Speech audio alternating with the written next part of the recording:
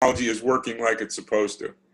And I see the little red record light is on. So I'm going to officially welcome everybody again to this first of these Plexus pop-up calls that we're using Zoom to do. And what we had talked about was the notion of hearing people's stories to help us think and understand together about where Plexus has been and where Plexus can now go. And when I was thinking about stories, and I'm going to use very high-tech technology to share ideas and screens with you today, I'm going to hold up a piece of paper. And so the piece of paper says, as you see, once upon a time. And, you know, when we think about how stories start and the stories of our childhood, you know, it's so common for us to think about the stories once upon a time. And of course, in terms of time, those stories talk about and focus on maybe where we were, something that happened in the past.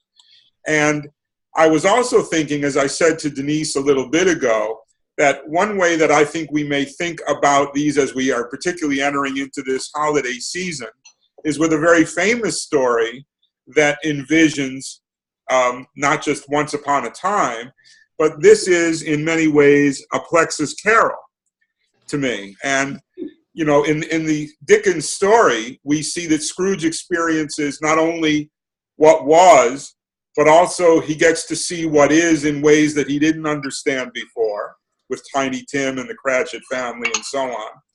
And then he gets to see what might be, but not what necessarily will be, because that depends on what he and others will ultimately do. And so I was thinking as we were preparing this morning that in soliciting stories from all of you, these are in fact stories, and I hope they will be stories, about the Plexus that was and the Plexus that is and the Plexus that might yet be.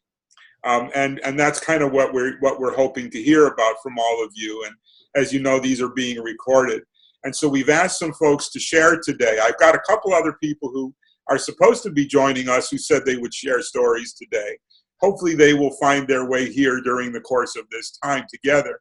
But Madeline, I do believe that you had said you would be willing to kindly share a story with us. And I'm going to turn this now over to you and mute my microphone and tell us your story. And then maybe we can talk a little more about it. Thank you, Bruce. Well, you asked me to write the story, so I have written it. And I'm going to read it, but I'll try to read it as if I were telling it extemporaneous. Now, as a principal in a consulting company, the work can be very lonely because not all projects require teams, and bouncing ideas, you know, with others can be limited. And even if you have a colleague who works well with you, you can't always share the full story in order to gain their insights. Even when a team is called for, the client may not be able to afford the senior staff you'd like to have in order to get those kind of insights that you want, those breakthroughs. In the end, there are times when you feel your thinking, while effective to achieve business success, needs to be sharpened. You want to be held to a higher level. You learn to live with this known challenge that faces every consultant. You read as many books as possible. You keep up with the literature as well as you can. You attend conferences and workshops. You talk to colleagues.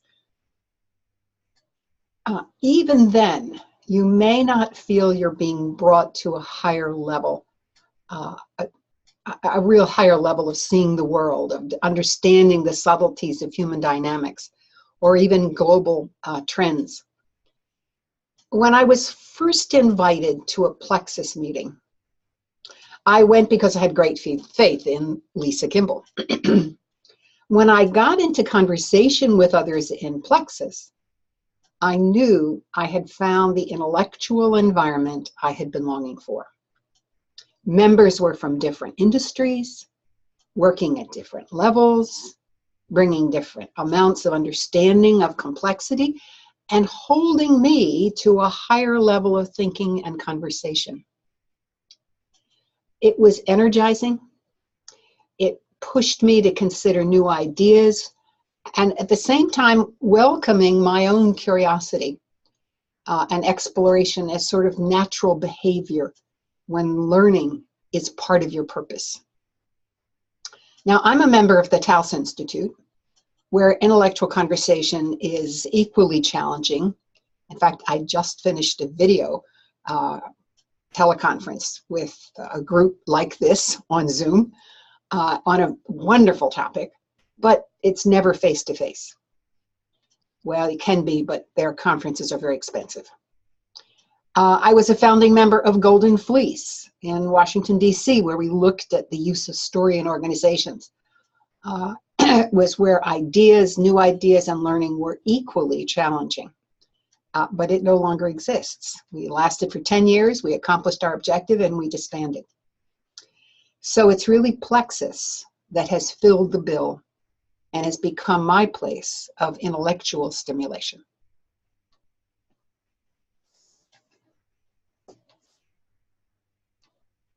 So, Madeline, thank you for sharing that story. And for those just arriving, welcome Dan and Amanda. What we were saying just as we were getting going this morning is that, you'll see I made a quick little comment in the text chat box, is that, you know, sort of like I was thinking about the holiday story, A Christmas Carol, and how in many ways this is a Plexus Carol, stories of what was, what is, and what might yet be. And we hear that in Madeline's story. I knew about the Golden Fleece, and certainly, you know, I have my own history with Plexus. Madeline, how can you tell us a little more about how you think Plexus might, what would the organization of this look like that would now enable people to do more of these things together? Well, if you notice in the story, the Plexus Institute gives me this kind of an environment, but only for me, only in this form, video. Now, I've done this for years. I've done it since the beginning of when it was available. So it's very comfortable for me. But there are times when you really want to, you know, rub shoulders with people. You really want to feel as well as see and hear.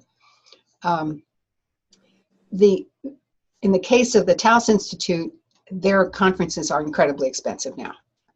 And I mean, I appreciate the fact that they can appeal to an audience that can afford that, but it's just not on my radar. Golden Fleece, I used to run a conference. It was a great conference, if I say so myself.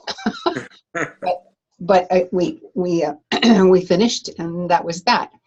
And so I am always looking for places where I can get together. So I'm hoping that Plexus will continue with their periodic conferences, obviously at a reasonable rate. Thank you. I'm going to open this up for a little bit of brief discussion and Q&A as we have our storytellers share this morning or this afternoon. So I see that some of you, but I think everybody else except myself and Madeline have ourselves on mute. If you want to have a comment or a question about something in Madeline's story, please do unmute yourselves and feel free to, at this time, join in this conversation about that story. And while we're waiting for somebody to open up, Bruce, this aspect of telling stories as a group is remarkably powerful. I mean, that's one of the things we discovered in Golden Fleece, that when you share personal stories, groups gel very quickly. So I'll stop. Okay. Yeah, Barb, go ahead. So I have a response to that. I found the Plexus fractal, and I felt like I had come home. I have 2 kids with special needs, and so I kind of disappeared into that whole morass for a very long time. And when I was beginning to come up for air, it seemed like the world had changed, and I didn't know where to begin again. And the generosity of the DC fractal and the openness and the willingness for anybody to come in, it was so exciting, and everybody was so smart, and the things that were being talked about were so intelligent. And so that's I agree, the face-to-face, and I'm thinking, Madeline, that maybe we should think about having another DC fractal. Mhm. I'll just quickly add to that. Even after I wasn't living in Maryland anymore and was back in New Jersey, I used to make trips from New Jersey to DC just to go to those fractal sessions. Mhm. Any other comments or questions for Madeline about that story? I saw something in the chat box. I didn't notice who had typed that in. Let's see. I think it might have been me. Yeah. Go ahead, Denise. Since it just doesn't sort of separate each time. But the question of whether, like the DC fractal, whether there's an opportunity for what I'll call localized face-to-face meetings, and if it's every 6 months or it's twice a year. If there is not a significant number of people in a location like Little Connecticut, how would you feel if there were face-to-face and we had an ongoing on-the-screen projected Zoom, Zoom room, so that people could hear? And I do understand with breakouts that it gets a little wonky and that's more difficult, but part of the fun thing that's happening is that we can connect here and see each other, although we can't rub shoulders globally. We can archive it, we can use it for that next stage. But I'm just not sure at this moment how we can try to draw the world in, but still have, that high touch point. Right. The reality is you can't today. But, using blended technology, if you will, face-to-face along with a Zoom screen, I think that's highly effective. Yeah. So we can experiment. I mean, I think that's something that might Absolutely. be worth experimenting with. I helped the World Bank actually introduce what they called their global distance learning system. And we literally had project officers for the first time work with people all around the world on their projects. So if they were working in Vilnius, you had the team in Vilnius on screen and the rest of the team were in Washington. And it took about this much time for it to take off. I mean, people saw immediately that there was value. Mm-hmm. And I'll follow up on that if I may. I'm sorry, go ahead. Oh, just one more thing, and then I'll mute myself. The opportunity to, even if it's a minuscule number of people in wherever you are, if you can bring them into the room together with you, then you could have, all these little screens would have 4 or 5 heads in them, and then you could do the breakout work. You could have the experience. You'd be touching shoulders with other people, and then you could all reconvene. You could reconvene back here virtually, which I think was somewhat like the World Bank model when you had, different offices, in essence, sort of collaborating together. But I'm going to mute myself now. So thank you. Thank you, Madeline. Oh, you're welcome. And Madeline, I was going to sort of follow up on both what Denise said and what you said, and whether we're meeting in face-to-face in real time in the same physical space, or here as we're doing virtually online. Do you find that what motivates people to continue and to keep coming back? Or I'll make it an open question instead of suggesting the answer, as I'm given to do. What do you think does motivate people to keep coming back, whether it's face-to-face or here in Zoom or anywhere else? Well, I can only speak for myself, and it's the conversation. Yeah. It's the level of the conversation. Yeah. Thank you. Welcome. Okay, any other comments or questions on Madeline's story before we move to our next storyteller today? John. Yeah, go ahead, John. Yeah, please. Thank you. One of the issues that I grapple with is that whether it's face-to-face meetings or virtual meetings, it's difficult to create a meeting that's not seen to be artificial. And in my own area, in the healthcare area, health professionals, with their very traditional formal meetings.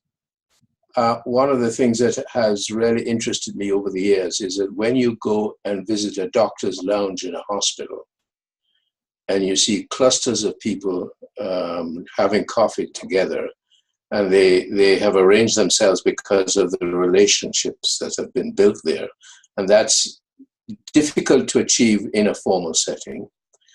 And the discussion starts with, gee, let me tell you what I did with a patient last night. And there's a structure around that discussion, which has all sorts of educational jargonese built into it, because somebody's going to say, well, whenever I do that, whenever I encounter this, I always do this instead of that. And of course, we call that positive deviance. We have this jargonese that keeps us away from the people that we really want to try and influence. It's somewhere in which we could produce a creative space that the group actually feels they own it. The major centerpiece is the building of a relationship over a period of time. And that's and when you read reports like the Aristotle Project in Google and places like that, you hear of the importance of the relationship building and the ownership of the space. Can you really achieve that in a conference, and I hate to use terms that we're coming away from a previous century, but how can you achieve that ownership and the relationship building that leads to creativity? And John, I would reflect that back to you. In your experience, what are the kinds of things that tend to better enable those kinds of developing relationships and lasting energy? I think when they're started by the participants, I noticed that in the new HBX system that Bharat Anand reports in his book, the most popular media is in fact their private face group. And that's because there's a feeling of ownership that educators have not been involved in, so to speak. So I think some way of the group initiating it and focusing on the relationship building. I spent my entire career in boards of various sorts.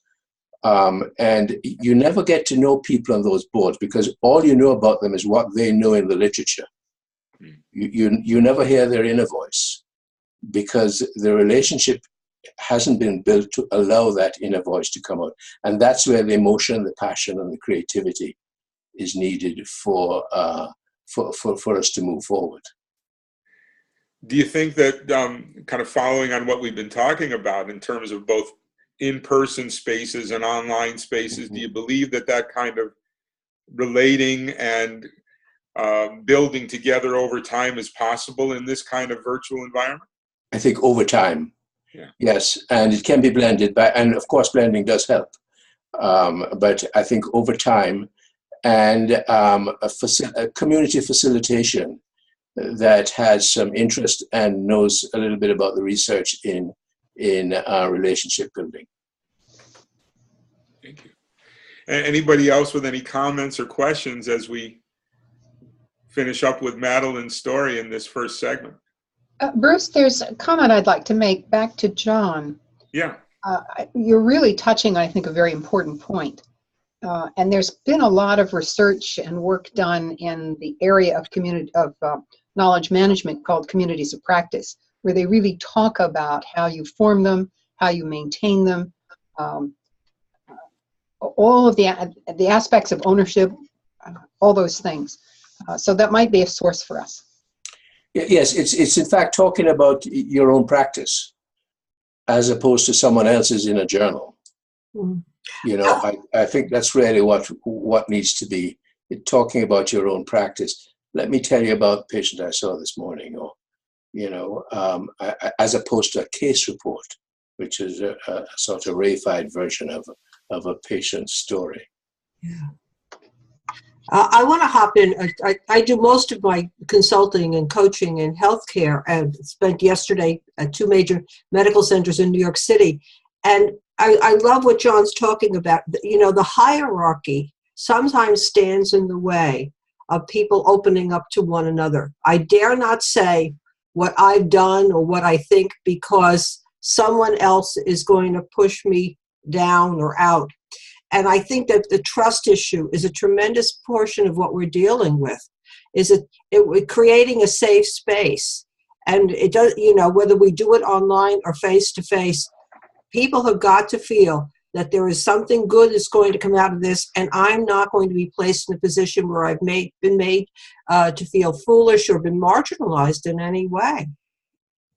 I entirely agree. I think that's, and one of the issues we have in healthcare is that we haven't invested in the worker's experience as much as industry has. Mm-hmm. When you look at what's happened in Xerox and Toyota and Cisco, other areas like that, where continuous improvement has in fact been absolutely essential, or else they go out of business. I have to share this with you. I was with a physician, obviously not going to tell you his name or position, but very unusual man. He has dual specialties, and one of them, he studied psychiatry and did not go into that field, went into a second specialty. And in the conversation I had with him yesterday, he was telling me how he has been a big proponent of lean for healthcare before anybody else knew about it. And it came about because his next door neighbor had been Jack Welch. And this was in the early 90s. When Deming's work was first coming to the attention of anybody, it was all in industry. And so Welch kept on telling him, you've got to do this, and insisted that he go to Crotonville and go through all the certifications. And he says the best thing that ever happened to him. But that level of openness, I think, is representative of what we have seen in Plexus, that willingness to say, it doesn't matter what I've known before or what I thought worked, that I'm willing to roll up my sleeves and try something and look at life through a new lens. And it's completely changed this physician's practice. Yes, no, I entirely agree. One of the things that I think about from time to time is to explain to people why an environment is complex as opposed to complicated or simple. And I always come back to the Cynefin model, which I think people really understand, because then they understand the importance of the story, and to use the story to identify the patterns. I think that this is totally new to medical and healthcare education. Well, on that note, and for the interest of time, and again, as Denise said earlier, respecting everyone's time, I want to move on. I think we had a couple other volunteers today to tell us stories. And if memory serves, I think Dan and Amanda, you had both said you'd be willing to share a little bit today. Anybody, I'm going to open it to you. Do either of you have a preference as to who would like to talk next? I'm not seeing any hands raising and shooting up quite yet, which will put me in the position of having to call on you, just like a teacher. So I'll go. Without revisiting school trauma, I'll start. So my story with Plexus goes back, I think, to 2003 or 2002. It was shortly after I had read the appendix to Paul Plissyk's. Paul Plissik wrote an appendix in Crossing the Quality Chasm.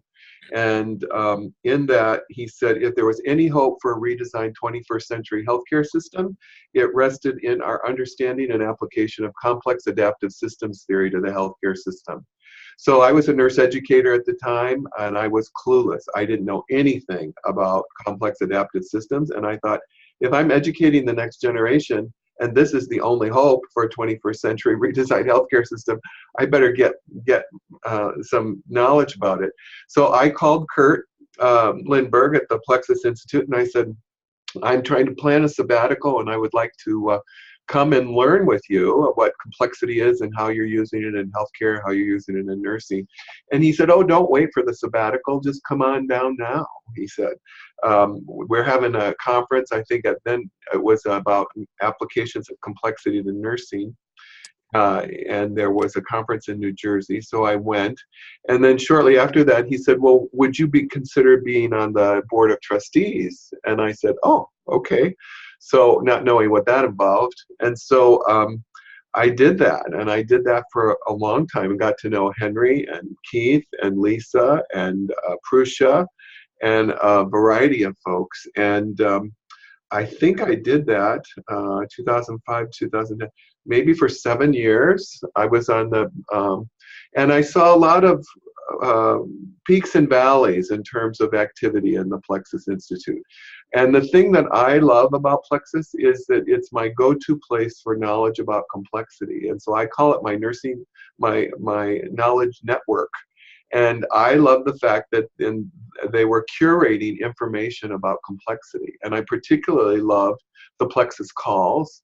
And I participated and led a lot of those Plexus calls. And I still use those Plexus calls. I embed them in my course. I refer students to them. And so it's the curation of the knowledge and the content that is valuable to me as an educator in terms of the work that I continue to do. And then I think the underlying key really was the sustainability of Plexus. And, you know, for the longest time, I think Henry was one of the major financial forces of keeping Plexus afloat.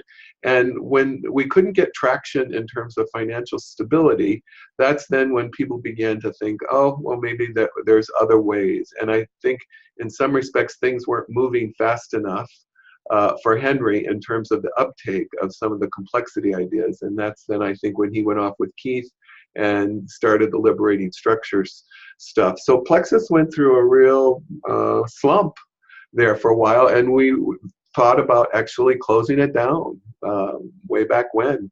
And so I agreed to serve as the chairman of the trustees for a 1-year period to kind of recalibrate it. And that's when we were working with Jeff Cohn to come on board and kind of take over as president of the Plexus Institute and try to get some more sustainable models in there. And so my year came and went, and Jeff sort of took off, and I think that's then when they had some of the grant work with the Gates Foundation, and they went from healthcare and the Mercer Project to the education world. And then I think it just continued to sort of weaken. And so I was really excited to see Plexus 2.0 and these pop-up things, because I really value my time in Plexus and still do, and you know, do the calls with Prussia whenever I can. But I think one of the things that's important in terms of this community of practice and digital communities is making an ask of people in terms of what their contribution is going to be to the organization, and what knowledge do they have, what skill do they bring, how do they use complexity in their day-to-day practice, and what can be learned from that, and how we can begin to collect resources that might be available to the rest of the Plexus community. So I'm trying to start here in Minnesota a nursing foresight initiative, and have been looking at a lot of what the World Future Society has recently done. They sort of went under, and now they're kind of coming back, and have studied some of the work of Etienne Wagner in his notion about digital habitats and networks of people contributing, and looking at some of the research about the evidence for building online communities. And I think that there is a lot there that can be learned in terms of the future, but I don't know that the future is so much face-to-face anymore. I do think the future is more this digital habitat where people can kind of zoom in and zoom out, and it's about curation of content, creating content, and sharing of content. So that's my story. And Dan, a quick question, and I'm going to open it up to everybody too. But in terms of the curating and the content, and I really like your point about the ask. What kinds of things do you think people can and might do under this, what I'll call, broad umbrella of Plexus 2.0? What kinds of things do you think are possible in these kinds of communities? Well, for one example, I think it would be really interesting if people put together storyboards in terms of like liberating structures. You know, you would have a conference and put together a storyboard of what liberating structures you might use or how you might use complexity.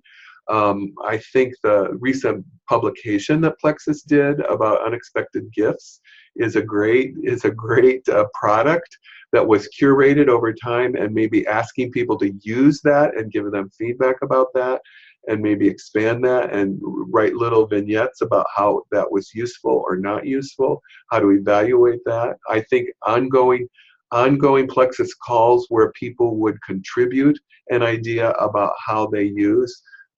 It's sort of like this, but maybe in a Plexus call, more one-on-one and not maybe so one-to-many.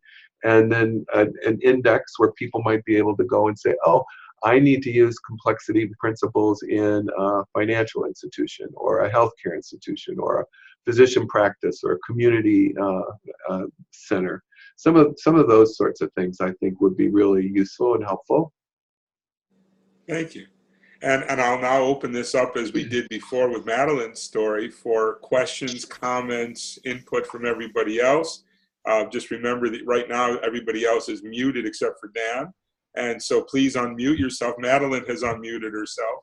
Madeline, do you have a comment or question for us? I do. I really like the emphasis that you placed, Dan, on curation. That is one of the real innovations that has occurred through the internet. Totally unexpected and unanticipated. And yet it's incredibly effective today, where you know somebody is a good curator. You just go and you look at their stuff, and you don't have to do your own searching, at least not initially. Right. I think that aspect of curating things and then allowing to have a good index, so there's some good findability when you go after this sort of thing. And I don't disagree with you that the virtual world is certainly the predominant one today. I just like to be with people.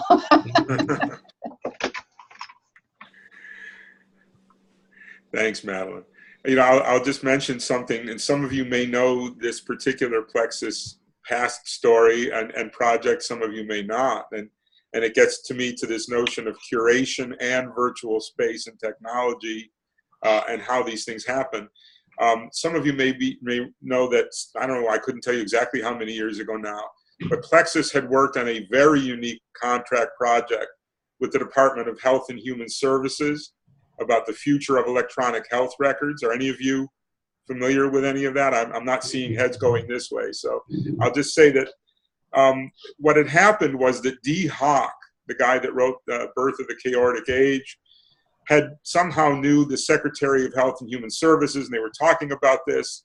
And D. Hawk suggested something that, to my knowledge, I've never in over 30 years of government service seen this done. He convinced the secretary to issue 3 contracts simultaneously for the same work. I mean, today that would be on like the scandal page 6 of the Washington Post if the government was, you know, engaging in this kind of quote unquote wasteful spending. 2 of the 3 contractors or consultants were traditional, Deloitte or whoever, I forget who they were. The 3rd was Plexus. I know Sharon Benjamin worked on this, and I think Kurt and Lisa. And what they did, and they had a very short period of time to talk about what this should be. And they used an electronic, an online sort of wiki-like platform. And within weeks, the amount of content and information that was put into this curated content, was astonishing, what came up and came out of this. And since it was kind of a self-organizing wiki type of a system that they had picked, and again, I'm forgetting the name of the technology platform, but the results were spectacular. And when all 3 consultants had to go and make their final presentations to the senior staff at HHS, the Plexus presentation was simply not like anything else. It was quite a remarkable story in that way. And so again, this notion of the power of curating, the power of the technology platform to do this kind of stuff. Anybody else have other comments and questions in regards to the story? Yeah, go ahead.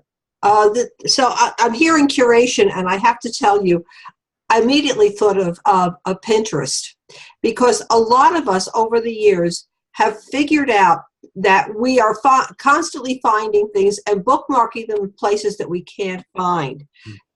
So as we talk about ways to be able to do things, I think we have to remember the visual is so important. The fact that we are very often capturing a symbol or a photograph or some kind of a graphic. Amanda's all excited. Okay. Yeah, I'm liking that. That's great. Yeah. I don't want to see another wall of words, even though I was a big wiki user, blog poster and everything in the day.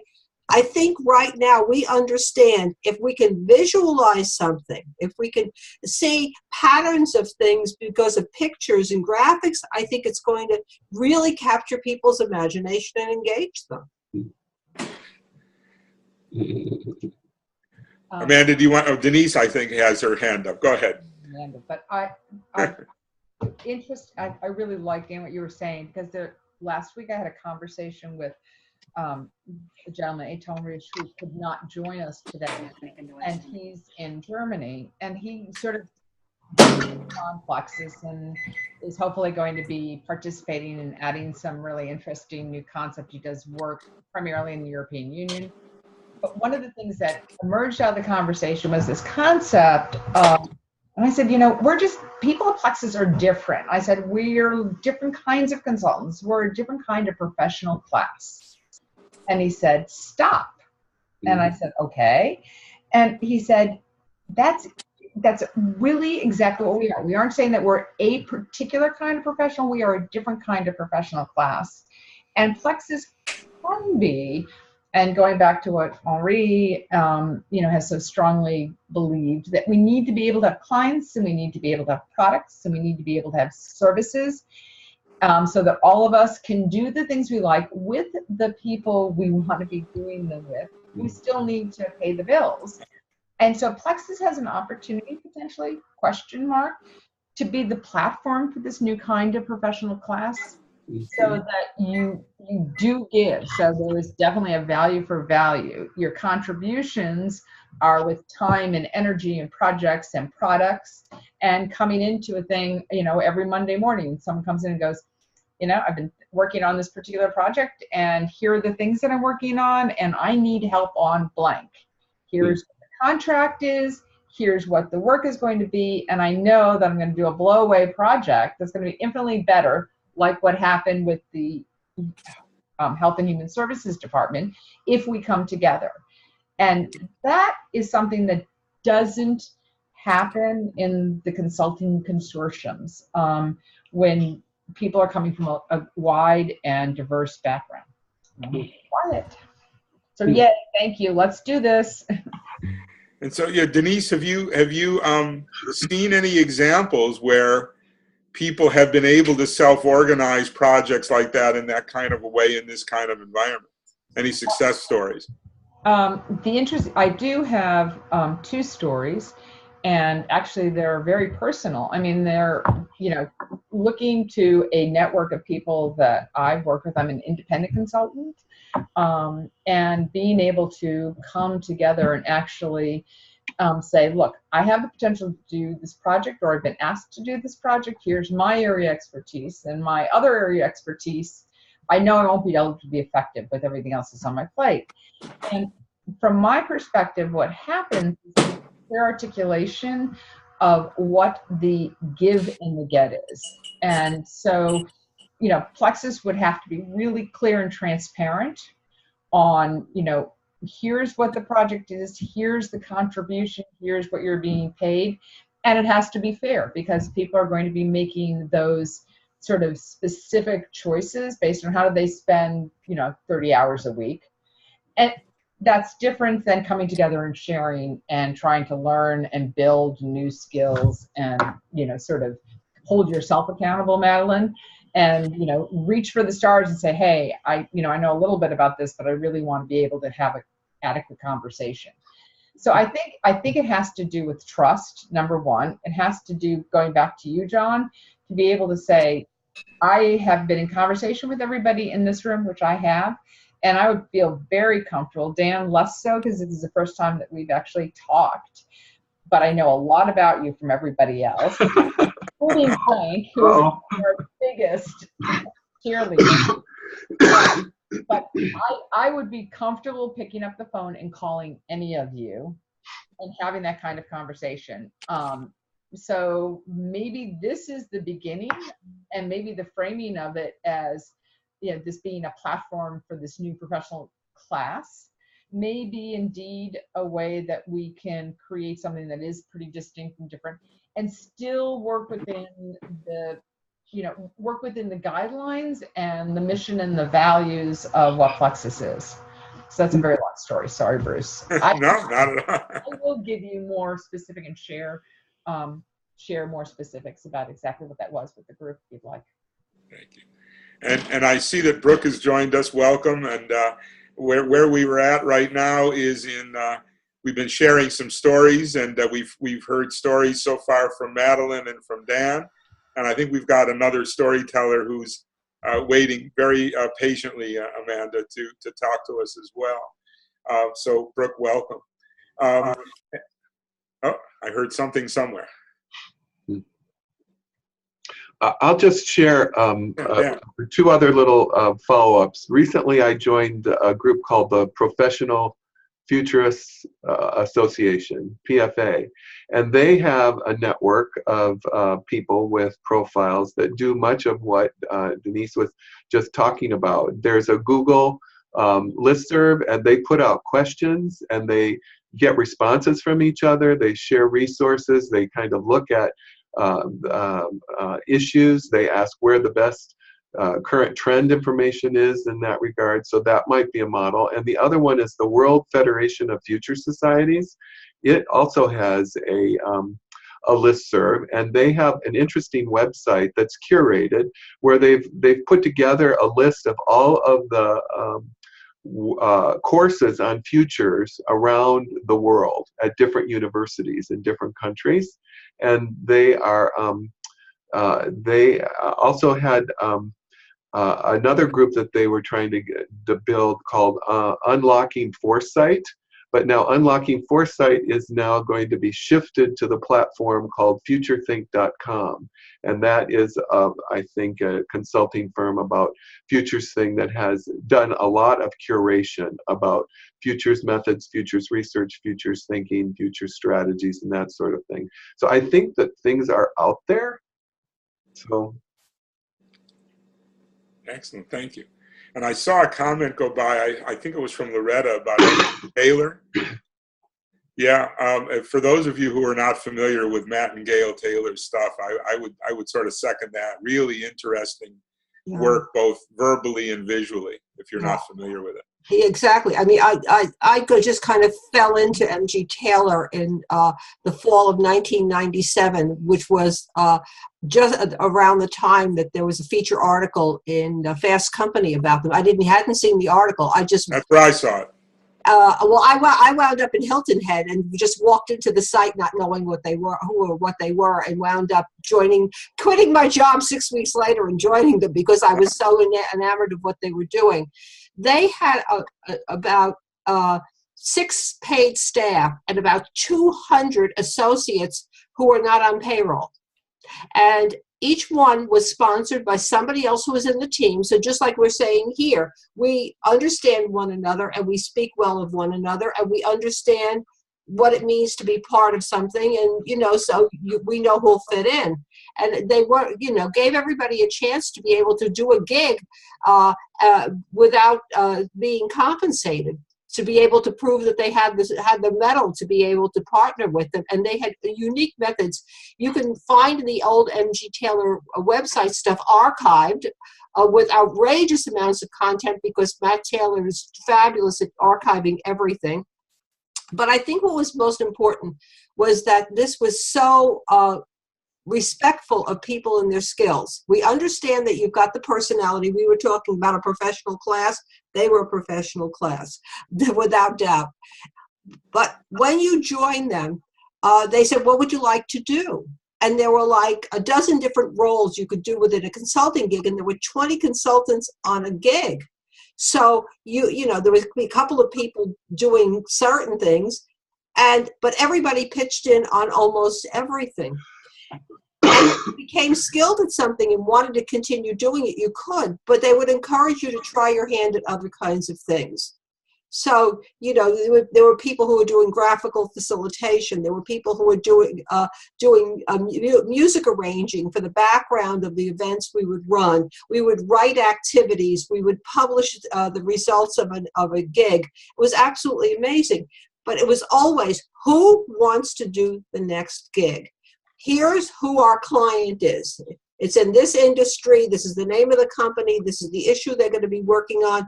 You have from now until such a date, maybe a week later, to be able to say you'd like to come forward. And they created their own technology for us to be able to send something in. It was probably something akin to a wiki, but we didn't know what that was because it was it was more than 20 years ago. But you would get an email from the guy who was the crew, KREW, everything was a K because of knowledge, that you were part of the group. And once that took on, when you got to the site on the day that you were about to begin, that was when you really established who was going to do what. It was fabulous. And even today, even though they are no longer functioning in the same fashion, the firm had some financial problems, we still maintain relationships with many of the people who are there, and you would recognize the names. I mean, some of you might know Kelvy Bird and the work that she's doing with you. Yeah, I see heads going. Kelvy was one of the first people I got to know there. I mean, it was just absolutely amazing work. So there's principles that you can borrow from these things and say, okay, as Denise is saying, people need to be allowed to step forward, to be able to contribute. And it shouldn't be, I have to ask you, it should be all voluntary, because then the spirit is, it's ours together. It doesn't belong to one person, it belongs to everybody. Wonderful. Thank you, Loretta. I'm so glad I picked up on, saw that M.G. Taylor reference go by. I'll mention too, they had remarkable pioneering work in rethinking physical space for gatherings. And they had a handful of physical stores around the country, which they called Nowhere or No Here stores with a capital O. And one of my big regrets is that I didn't find out about them and that they had a store 15 minutes from my house until it was already closed. But such is life. In Princeton, they had one. So thank you for filling us in more. And again, the M.G. Taylor stuff, like you said, the archive online is a very remarkable deep dive that you can take if you got some time and interest. I think we had one more storyteller who had volunteered today. Amanda, do you still have the time and the interest to share with us? And you're muted right now, so you'd have to unmute. Can you hear me? Or you can simply, do it in pantomime. Can you hear me okay? Yep. Great. Awesome. Cool. Thanks. Hi, it's good to see you all again. It's been a minute, so I'm appreciative. I went ahead and, well, first sort of share, I love the sentiment that things are sort of turning digital, and I sort of would also love to agree with Madeline in that there's no replacement for getting together in person too. And so I very much am a proponent of both for a bunch of reasons, and one being that visuals are easier to share and draw together. And so in sharing my story, I went ahead and drew a couple of things, and so, which I'm just going to hold here, so forgive me for the movement. But I first found Plexus via a call from Lisa Kimball, as many people do, and she talked me into it. And it was literally like walking through a door to a bunch of people in a space where I felt like people get this. People understand what it is to actually connect to each other. And I have spent a bunch of time in Outward Bound and teaching leadership skills to students, to teams, to all kinds of people from all backgrounds and lives. And we do that in the woods. And we do that by creating a team atmosphere in a space that, is safe, where there is this ownership we've been talking about for all, and a whole bunch, everybody has a role they're into, maybe some more than others on some days, but here we go.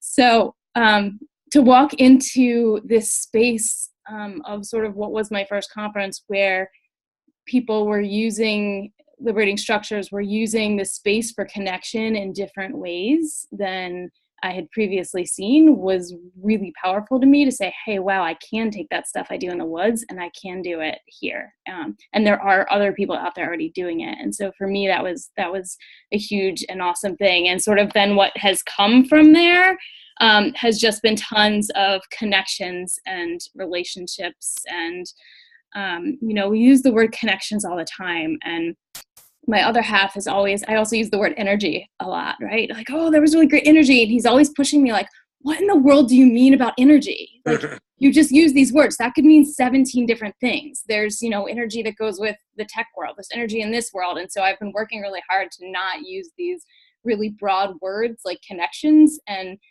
sort of start to really define what it is that I'm attempting to talk about. In some places I'm fumbling well. But what has come out of sort of these connections have been really incredible relationships with people who I met at the first Plexus conference I went to. I still have regular conversations with a whole bunch of people. Anytime we're in each other's space, we go out of our way to see each other in person whenever possible. And I've just really, really appreciated those as well, and then there's some people too that I probably met my first time in the back of my head that I'm going to reach out to, and I haven't yet. Sometimes it takes me a minute or years, a Baltimore minute, right? Any period of time. And then also sort of popping into and creating other things that have come up. And so like Yes in Philly, which I sort of co-host with Bruce and Kathy Reynolds, which is our sort of change space, came out of meeting them through essentially Plexus. And so to me, Plexus has been the ultimate catalyst, and I'm really excited for whatever in the world is next. And I'm excited that I have no idea what it is. And I'm also very excited and appreciative that this is a crew and a group in which we do and are able to bring those things that we're each really excited about and good at and want to do together. And so I think that's super important. And I'm just really excited to be here and appreciate visuals with you all. And I like words too, P.S. Sometimes. So that's one version of my story. So Amanda, quick question. I'm going to open it up too. I really liked what you said about, how when Lisa contacted you and you held up the drawing about sort of going through the door and finding this family or network of people, this community that I think you said, they get it, and you felt connected to that. What is the stuff? What is the stuff that is the thing that you felt they had and you had, and that made you feel like you could or would be part of that?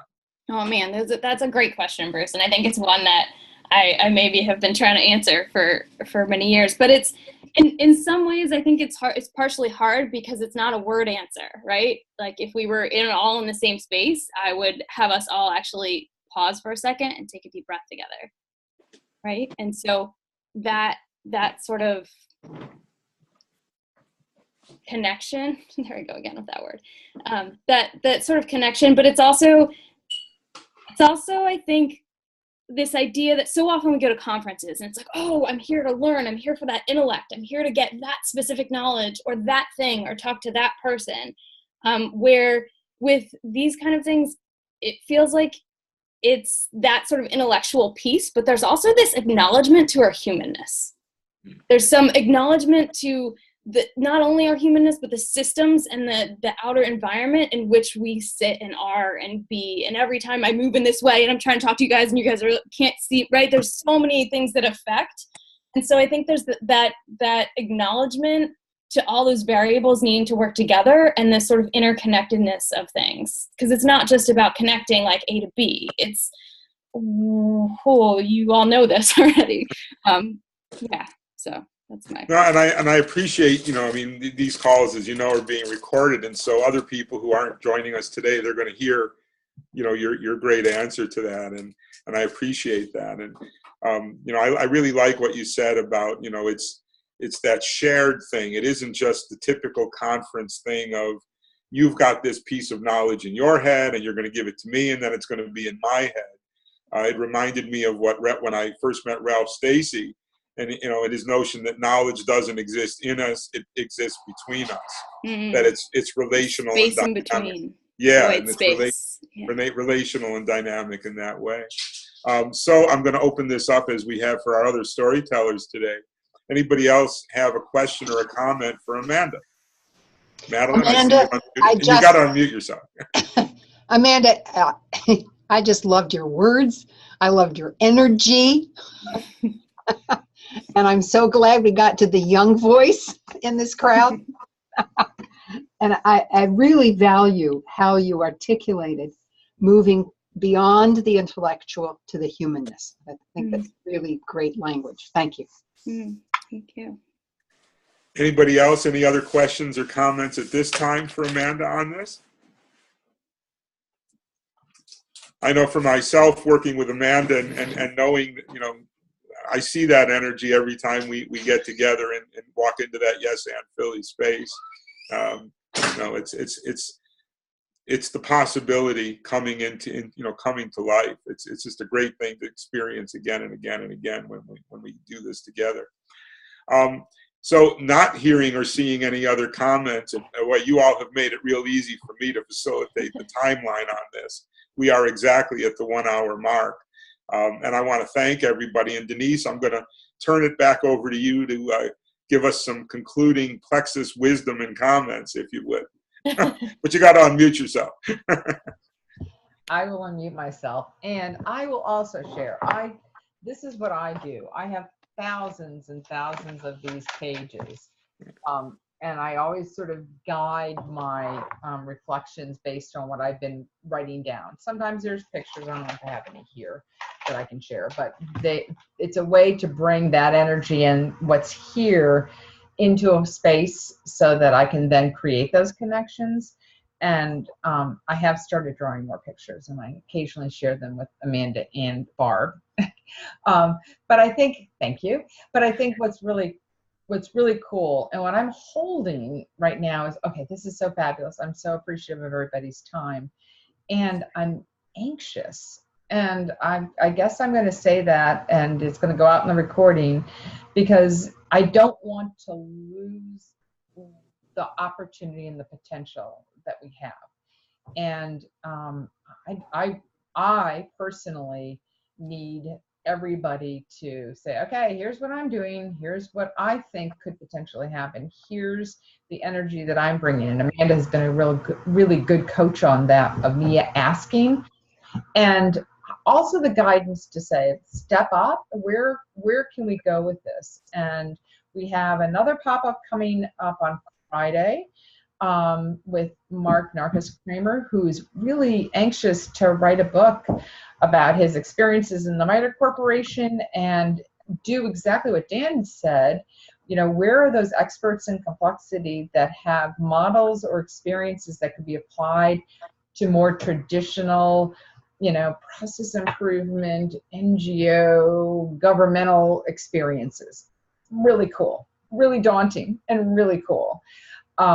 And I think that over the course of the next month, we will indeed see some projects and hopefully some products emerging in ways that can be shared on a larger basis. And if you have clients who might be interested in talking to anybody or just sharing and hearing about what we have, I think there's a group that we could pull together at any time. Barb, Loretta, here's a way to think about bringing people in, and Barb has done that, to say, hey, let's have a conversation, and if you're interested, we can throw together a proposal with a number of really cool people who are thinking about these same kind of problems and projects, and they're going to come up with a solution, or at least a way to a solution that's going to make you think differently.